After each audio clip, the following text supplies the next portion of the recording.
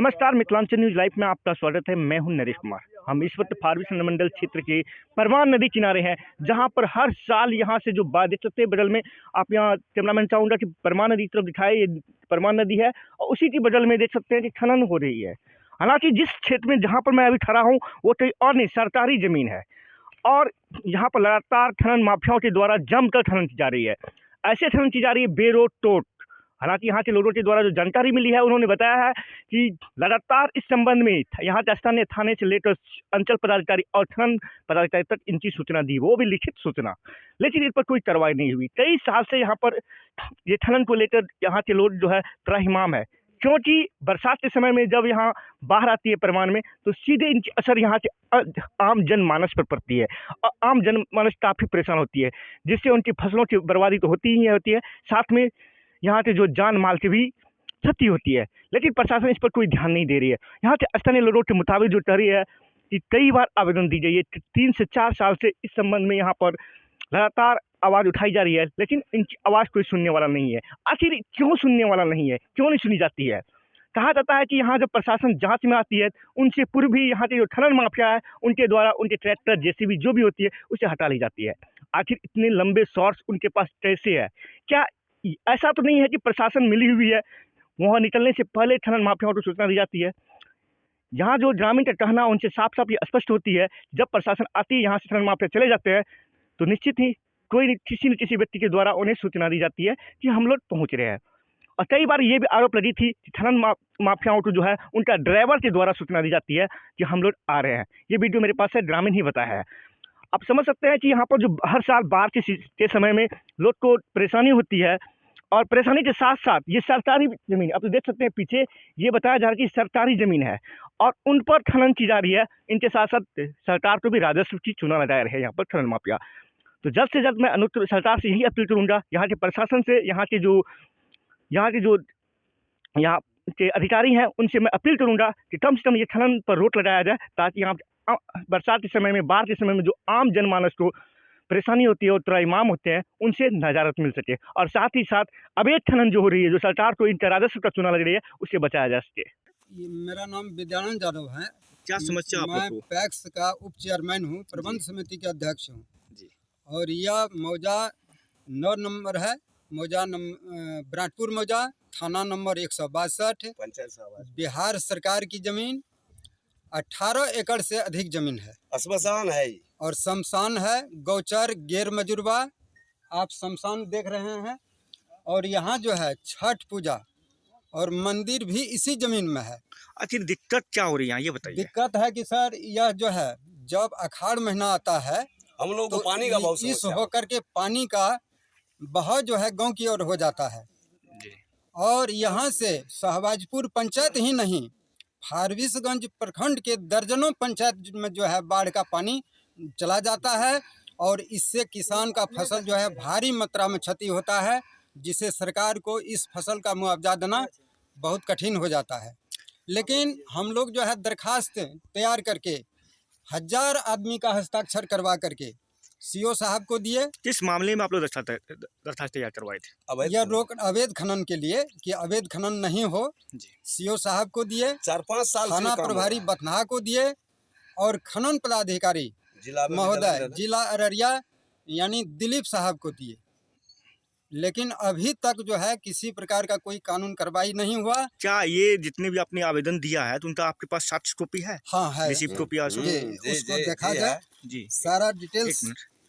तो अब सरकार से आप क्या मांग करेंगे? सरकार से मांग करते हैं कि इस पर प्रशासन को वह सतर्क करे और हर हाल में मिट्टी कटाई बंद हो, जिससे हमारे प्रखंड के दर्जनों पंचायत के लोगों को राहत मिले, जो बाढ़ के समय परेशानी जी वह दूर हो। और जमींदारी बांध भी ध्वस्त हो चुका है ट्रैक्टर की चपेट में आने से। हमारा सुरेश मंडल। क्या दिक्कत है आप लोग आखिर जो इतना आवेदन के बारे में? बाढ़ का बहुत भारी समस्या है, और ये ट्रैक्टर जो लिया है ना लोग, ये सब बिहार सरकार का मट्टी काट काट के ले आके बेचता है। तो बताया जा रहा है श्मशान भी काट के बेचा जा रहा है। श्मशान भी कट रहा है, ये श्मशान है। तो क्या इस संबंध में कभी पदाधिकारी को सूचना दिए, थाना या तो सीओ साहब को, किसी को? हम लोग आज 4-5 साल से थाना से लेके जिला तक जी हम लोग इसका मतलब लिख पढ़ के देते हैं, कहते भी हैं, जाते भी हैं, एक्शन भी में आता भी है इंक्वायरी में, लेकिन इंक्वायरी के कार्रवाई नहीं बाद होता है। फिर वही काम होता है जो रोज होता इसमें भू मतलब ये कहने का तात्पर्य ये है कि आप पे कार्रवाई नहीं होने के कारण फिर से वो लोग काम करवाते है। हैं। हाँ, कार्रवाई नहीं होता है, इसलिए फिर दोबारा करना शुरू कर देते क्या करेंगे हमारे चैनल के सरकार से क्या मांग करेंगे आप? हैं। आपसे हम यही गुजारिश करेंगे जो हमारा ये अवैध खनन जो है ये बंद हो और लाखों आदमी का जो नुकसान हो रहा है उस पर बचाया जाए। सर आपका प्रमोद यादव। क्या परेशानी है आप लोग को यहाँ आके, क्या दिक्कत है? सर यही दिक्कत है कि हम लोग को मिट्टी काटने से बाढ़ आ जाती है, सड़क ध्वस्त है, इससे बहुत नुकसान होता है। खेतों का खनन होता है, कटाव होता है। तो ये खनन करने वाला कौन व्यक्ति है, कहाँ क्या क्या नाम बता सकते हैं प्रसाद बेटा? हाँ, नाम सच अनेकों का गाड़ी यहाँ आता है। मतलब कहाँ का ये लोग है, या आस पास के या बाहर का है? आसपास के ही लोग हैं आसे सर। पास का सब। आसपास के लोग हैं। तो तभी लोग तो मना नहीं किया आप लोग अपने स्तर हम से? सबको मना कर रहे हैं, बाय नाम हम नाम भी कह देंगे किस किस का गाड़ी चल रहा है। बताइए थोड़ा सा। करबुल का गाड़ी चल रहा है, करीम और? खान है, इब्राहिम खान, हैं? इब्राहिम खान, इब्राहिम खान का गाड़ी चल रहा है। और जत्ते हम सब उमर मियाँ का है उमर मियाँ और जी, उमर मियाँ है। एक ठो क्या नाम है उछड़ा का, सरमुल्ला मियाँ है। नहीं 10-12 गाड़ी चल रहा है। साहबी हमारा एरिया जो सीमांचल के अररिया जिला मानसून एरिया है और हमारे जोगबनी नगर परिषद क्षेत्र एरिया में यहाँ पे अवैध रूप से भूखनन होता है और प्रशासन भी आता है, लेकिन अब किस हिसाब से भूखनन कर रहा है पता नहीं। प्रशासन को हो सकता है मिला के अपना भूखनन कर रहा होगा और नदी के जस्ट बगल में भूखनन करता है, ये जांच का विषय है। यहाँ से लेके थाना से लेके जिला तक भूमाफिया के द्वारा अवैध रूप से जो दलाल है, दलालों को पैसा दिया जाता है और अवैध रूप से भूखनन करता है। यहाँ जानकारी के माने तो जो भूखनन पदाधिकारी का जो ड्राइवर है वह इन लोगों से मिला रहता है। जब प्रशासन जैसे आता है प्लॉट पे, उससे पहले ही भूमाफिया को पता चल जाता है कि खनन पदाधिकारी वहाँ रेड करने के लिए आ रहे हैं।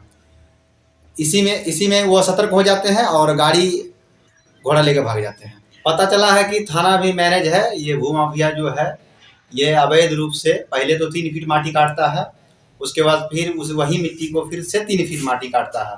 लोगों को पता नहीं चलता है कि ये 3 फीट काट रहा है या 10 फीट मिट्टी काट रहा है। ये कुहासा के टाइम में ज़्यादातर अभी भी है ना, आप अगर देखे होंगे पड़वान के साइड, बूढ़ी नदी के साइड जो नदी है उसके 200 मीटर 300 मीटर के दायरे में अवैध रूप से भूखनन करता है। अभी हमारे एरिया में जिस तरह से बेखौफ होकर मिट्टी काट रहा है भूमाफिया के द्वारा, 2 महीना 3 महीना के बाद फिर से बारिश होगी, बाढ़ आने का एकदम खतरा है। सर ये सरकार को ये चूना लगा रहा है, सरकार को भी चूना लगा रहा है और यहाँ के जो जनमानस हैं, जो आम इंसान है, जो किसान है, उनको वाला फुसला के उन्हें भी यह भूमाफिया के द्वारा पीड़ित किया जा रहा है और प्रलोभन के दर पे उनको उस्का के ये मिट्टी खरीद के अवैध रूप से भूखनन करता है और बालू भी निकासी करता है। सरकार से अपील है, जो जनता दरबार लगाते हैं, सरकार से अपील है कि आपदा प्रबंधक हमारे अररिया जिला के ही शाहनवाज आलम है, उनको कह के यहाँ पे खनन माफिया पे है ना शिकंजा कसे और उन्हें कड़ी से कड़ी कानून कार्रवाई करे।